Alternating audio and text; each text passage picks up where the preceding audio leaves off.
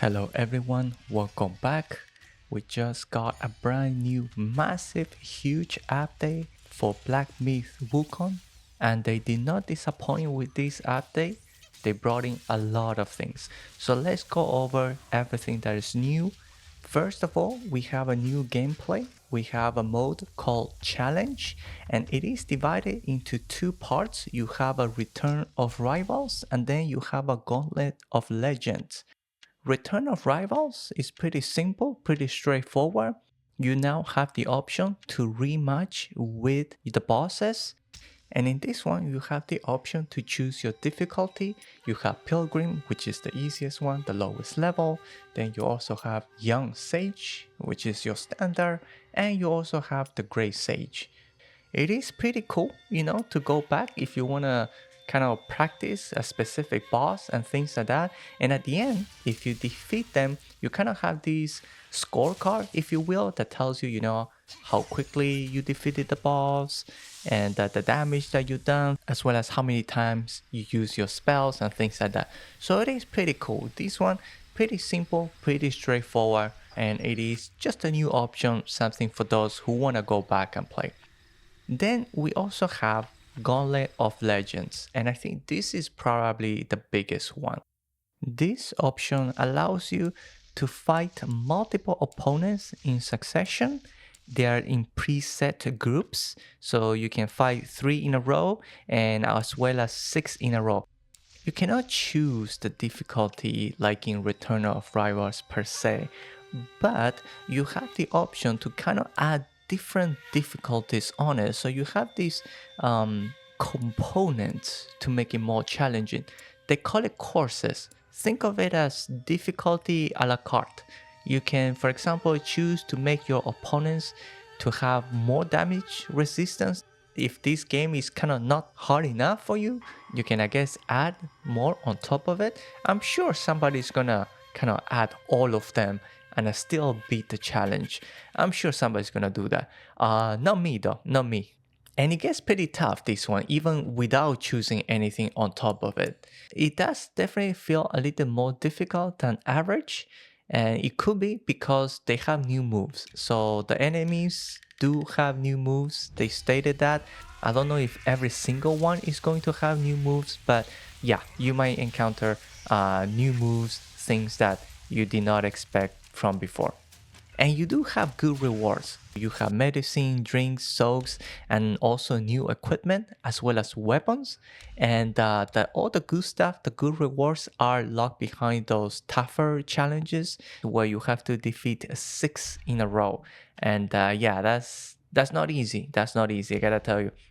And every time you defeat one, when you go into the next one, your spells and everything do not just recharge in full. So everything is kind of in one go. The only thing that seems to recharge is your gourd. For everything else, you kind of continue as you finish on the previous boss. And if you lose, I don't know, on the third boss or things like that, you start everything again. So it is pretty unforgiving. I mean, I cannot imagine what it would be like trying to defeat all the 4 dragons in a row. So yeah, so good luck to everyone. Lastly, with both challenges, you can only fight the enemies that you have defeated in that run through. If there is an enemy that you have not defeated, then it will not be available in the Return of Rivals, and the entire series of that gauntlet is going to also be not available. So you have to have at least defeated them in the main game. And the next item that we have is we now have map. So they call it charts. It's basically a scroll, a map. So we used to be able to fast travel to different locations through the menu, but now you have this nice drawing of the map of each location so that you kind of have a visual idea of where everything is. And it is pretty nice. You are able to see all the different levels as well as the secret locations, assuming you have unlocked them.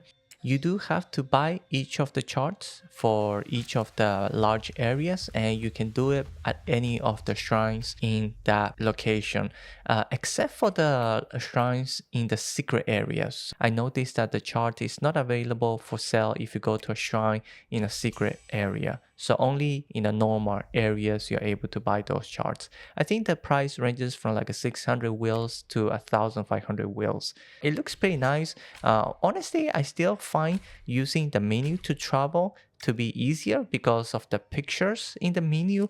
It's easier to kind of match it with what you've seen in that area versus the drawings. You kind of have to remember just by name of the location. And then after all of that, we also have a new set of armor. It is called the set of opulence. It is based on the Chinese tiger thing that they have dancing around during the New Year time. So it's pretty cool armor. And of course, you can also upgrade the armor as well by going to this guy. I forgot the name of this guy, but you can go in, upgrade those armors as well. The armor has a passive perk that reduces the stamina cost of jumping. And once you upgrade it to epic, you also unlock another perk that is firecrackers will burst continuously in the ring of fire. So it is a pretty cool armor. I am not sure if you get anything additional once you upgrade it to the mythical. I was only able to upgrade it to legendary because I don't have enough resources to go to mythical. And after that, you have a lot of bug fixes. So hopefully, if you have any issues, then the solution is in this update. But if not, then sorry. And other than that, this is a pretty good update. I think it's pretty substantial. I'm pretty happy with the new game modes. I'm not sure if we're gonna beat any of those Gauntlet of Legends, but I'm certainly going to try. And if I manage to unlock any new weapons and things like that, I'll make a video as well. So alright, that is it for this video. If you enjoyed it, please don't forget to like and subscribe, support my channel. Otherwise, thank you all for watching, enjoy the game, have fun, and I'll see you all in the next video.